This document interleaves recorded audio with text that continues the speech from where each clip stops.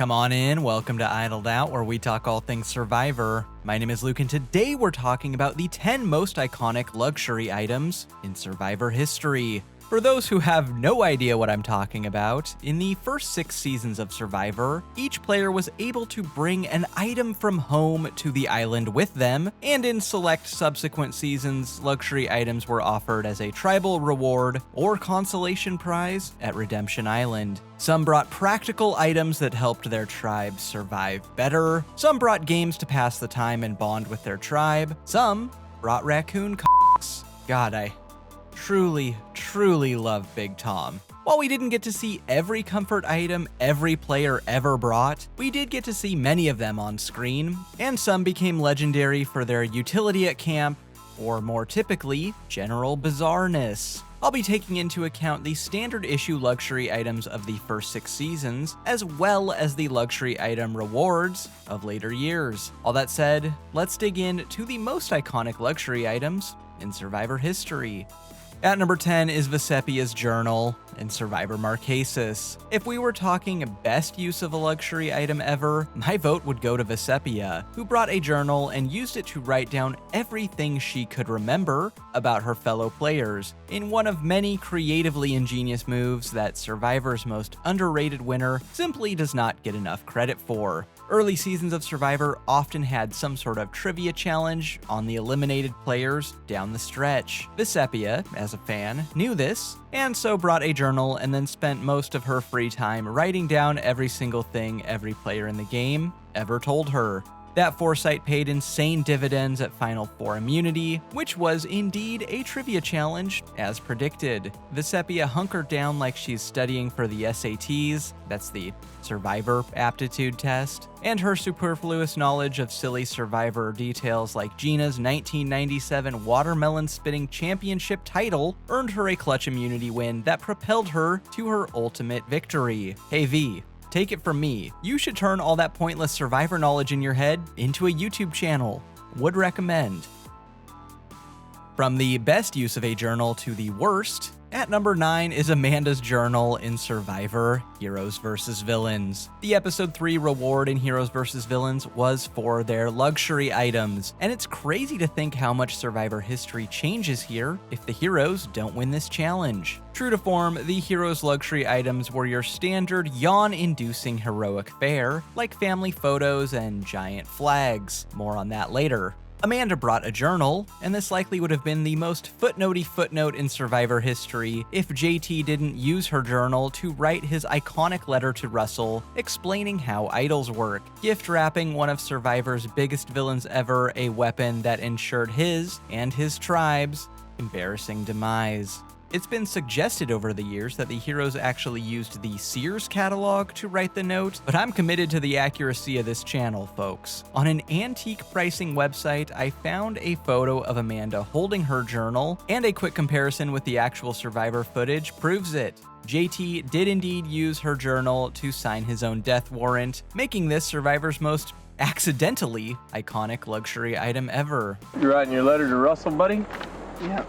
You know, JT, when someone is that condescending to you, maybe you actually should reconsider what you're doing. Well, while we're on the subject of the heroes' luxury items, at number 8 is James's unplayed immunity idol from Survivor China in Survivor Heroes vs. Villains. Okay, so this luxury item popped up for like half a second when Jeff revealed the heroes' luxury items in episode 3, and that's it. But this brief glimpse of James's luxury item, a literal monument to his own failures in his inaugural Survivor attempt, was so hilarious that it is still remembered to this day as one of the all-time iconic luxury items. One thing you gotta love about James, the man can laugh at himself. The idol James brought, presumably to remind himself not to make such dumb decisions in Attempt 3, was one of 2 immunity idols he had in Survivor China, both of which went home in his pocket. In episode 6 of China, Todd and Amanda find the Fei Long tribe idol, and Todd gifts it to James, who was swapped over to Jianhu and guaranteed to go home should that tribe lose immunity. He also gave James instructions on where to find the Jianhu idol, which he did. James, however, made the merge without needing to use either idol, rejoined Fei Long, and quickly became the most dangerous player in the game, a major social and physical threat, with an arsenal of idols in his back pocket. James made it to Final 7 with his allies and his idols, and as the last round to use idols was Final 5, if James survived this vote, he had a one-way ticket to the Final 4. James, however, somehow failed to consider the possibility that his allies would give him a free ticket to the endgame, and he was voted out with 2 idols in what is often regarded as one of the dumbest moves ever. It was one of those very same idols that he brought to Heroes vs. Villains to remind himself to try and play well. And play well he did, for the most part. Well, in the game at least. Not so much with others. If only he brought a book of manners for his third time out, too. Keep your mouth shut. Oh, come on.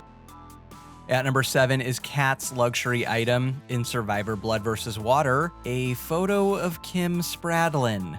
In Blood vs. Water, players received their luxury items once they were eliminated and sent to Redemption Island, I suppose as a memento to give them a little gas in the tank in the duels to re-enter the game. Kat's luxury item wasn't even shown on the show proper, only in a secret scene, and yet it still echoes throughout the ages for its sheer absurdity. A photo of Kat and One World winner Kim Spradlin.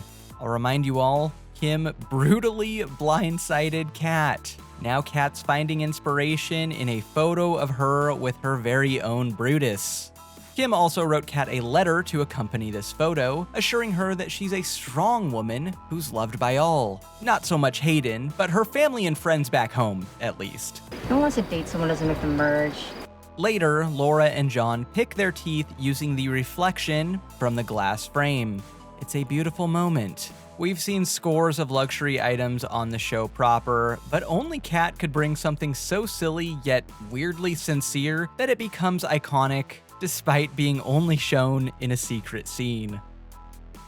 At number 6 is Ethan's Hacky Sack in Survivor Africa. I can think of no luxury item more on brand for someone ever than Ethan's Hacky Sack. The early 2000s was the golden age of hacky sacking. Every smelly kid at my high school had one, and being able to keep it airborne for more than a few kicks back and forth was what turned regular kids into playground gods. A simpler time. Practically speaking, I think this is actually a pretty good luxury item, because the only time playing with a hacky sack is ever justified is when there's literally nothing else to do, which describes 90% of actually playing Survivor to a T. In episode 9, Ethan wins a reward to visit a local village and barter 2 goats for supplies, and that's where we get the lion's share of our hacky sacky action. Ethan impresses the local children with his hacky sack skills, and then continuing the on-brandness of all this, he tosses his hacky sack to one of the kids he was playing with as he leaves in a moment so sweet it makes your teeth hurt. Of course, that kid probably had no idea who Ethan was and lost the hacky sack like the next day, but still.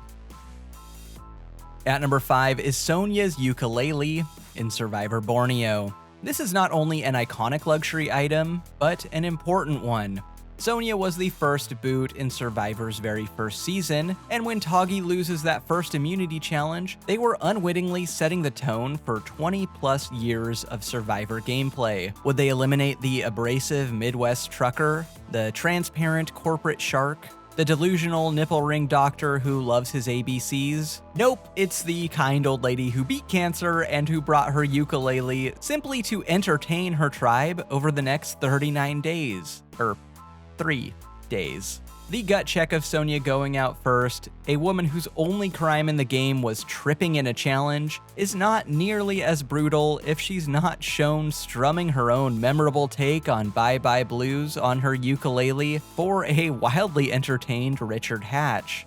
The audio of which I'd love to play for you, but you know someone out there will copyright claim this elderly woman's version of a 100-year-old song. So instead, have this copyright-free song courtesy of YouTube's audio library.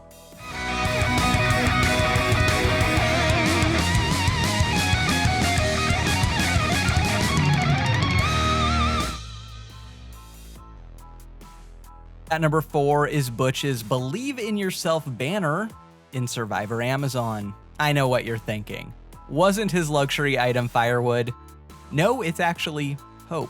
As a middle school principal, Butch is responsible for the future of America. Wow, way to go, Butch. It's his job to ensure the youth of this country are given a hot meal for lunch, kept safe in their classrooms, and receive a proper education. And also cutting field trips, new textbooks, and art class out of next year's school budget. Perhaps inspired by his own inspiration to his students, Butch brought a very wholesome banner to the Amazon jungle.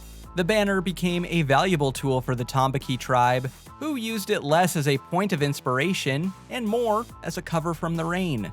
Now, down the stretch, Butch actually kinda loses his mind a little bit. He starts obsessively collecting firewood, drooling over how dry it is, even though the tribe has enough dry firewood to complete the game several times over. He just kept going out and bringing back more firewood. Like when Matt starts to question your sanity, you've got a problem.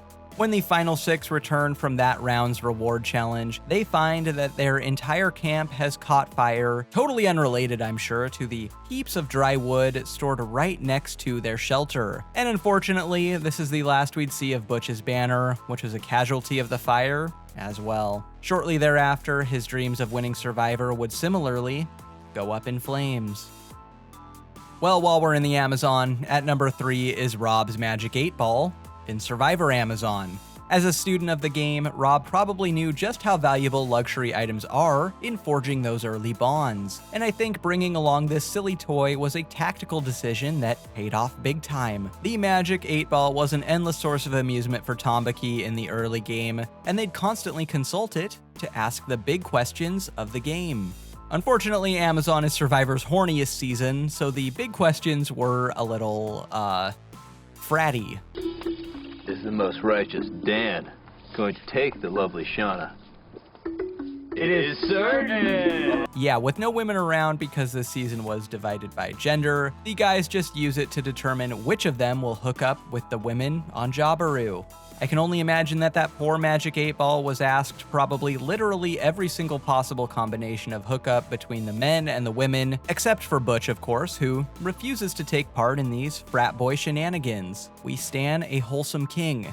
In a really fun bit of editing, the 8-Ball is even used to dunk on the men's tribe in episode 3, juxtaposing them lazing around, using it as a flimsy excuse to dream about Jenna, Heidi, and Shauna, with the women, who were hard at work at camp, preparing for their upcoming challenge. It even gets its own cool scene transition. Whoa! Unfortunately, Rob's Magic 8-Ball would barely survive the aforementioned Amazon fire, reduced to little more than a melty hunk of plastic in the flames. Butch should have asked it if storing 10 tons of firewood in between your campfire and your shelter was a good idea. Outlook not so good. At number 2 is Colby's Texas flag in Survivor Australia. Wait, Colby is from Texas? You don't say. Colby's giant Texas flag was a fantastic get for Ogakor, as it served dual purposes. It's absolutely humongous and provided great shelter from the elements for the tribe throughout the game, while also serving as a constant reminder of Colby's Texan heritage. What is it about Texas exactly that makes Texans like this? I'm not sure that this flag would be as iconic or even exist if it were like the Wisconsin state flag or something. Now, I really don't think the producers knew the flag that Colby intended to bring was basically just a huge tarp. It definitely gave Ogakor an advantage over Kucha, which, yeah, they're about 1,000,000 times more entertaining, so I'm fine with that. It was so valuable, in fact, that in episode 11, when Jeff shows up at camp to offer rice in exchange for their camp supplies, he actually demands Colby's flag as part of the negotiations in a move that would make Angelina proud. This was all before Jeff would have an absolute conniption fit if the tribes failed to ration their food properly. Colby carefully folds the flag, sheds a single Texan tear, and bids a fond farewell to his luxury item, unsure now how he'll let everyone know he's from Texas moving forward. I don't know if it's the exact same flag or not, but the Texas flag would actually pop up again in Heroes vs. Villains when the heroes win their luxury items in a reward, similarly adorning their camp shelter in various scenes here and there. But it's the Australian version of the flag that vaults it to true icon status, largely for letting us know that Colby's a Texan. I mean, it otherwise never came up. The most iconic luxury item in Survivor history is Rob's skateboard in Survivor Thailand. You could honestly make a compelling argument for any of the top 3 as the most iconic luxury item ever, but as I carefully reflected on this, I could only come to the conclusion that nothing could possibly top a guy who brought a skateboard to the beach. Rob is a personal favorite of mine. He's basically the only entertaining part of Survivor Thailand, from his over-the-top antics, to his constant whining, to living out Brian Heidick's darkest fantasies. Now obviously, bringing a skateboard to the beach is pretty stupid, but Rob said in interviews that it actually wasn't even his first choice. According to him, he originally wanted to bring a football, but then that was squashed by producers because Boston Rob brought a football the season before. Then he wanted to bring pen and paper, but that was also squashed because someone else on his cast was already bringing that. So he just looked around his bedroom and jokingly said he'll bring his skateboard. And obviously, if you're in casting or production and your guy who's only on the cast to bring drama and be dunked on in editing offers to bring an item that is simultaneously very on brand and very impractical, you jump at that opportunity. Whether that is revisionist history by Rob or an accurate portrayal of how he ended up with a skateboard on the beaches of Thailand, honestly doesn't even matter to me. Although he brought a knit cap to the beach as well, so you be the judge.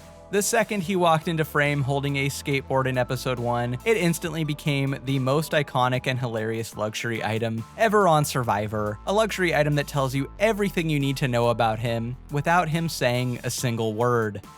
He was a skater boy. Unfortunately, his tribe said, "See you later, boy." Got nothing else for ya. If you believe in me as much as Butch does, like and subscribe and I'll get you more Survivor content just like this. Until next time, don't get idled out.